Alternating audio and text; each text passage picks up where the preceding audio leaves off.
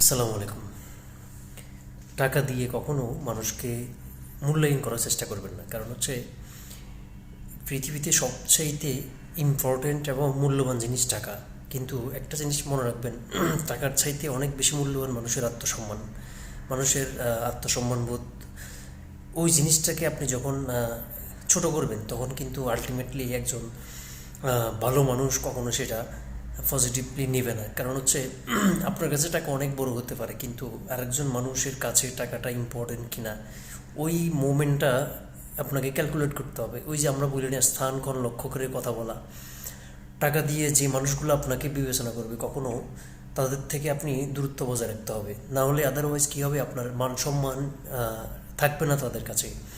কারণ তাদের কাছে একমাত্রই মুদ্রাটা ইম্পর্টেন্ট, টাকাটা ইম্পর্টেন্ট। অপরপক্ষে যদি আপনি কখনো কারোর সাথে টাকা দিয়ে কম্পেয়ার আপনাকে করতেছে বা আপনি করতে চান, সেক্ষেত্রে আপনি ওই ধরনের মিছিল মিটিংগুলো আপনি অ্যাভয়েড করবেন। কারণ হচ্ছে হাতের পাঁচ আঙ্গুল যেমন সমান না, ঠিক তেমনই সবার কাছে সমান তালে টাকা থাকবে, পয়সা থাকবে, এটাও আশা করা ভুল। কিন্তু কিছু মানুষ সমাজে আছে যারা টাকার গৌরব দেখাতে চাই, টাকার অহংকার দেখাতে চাই।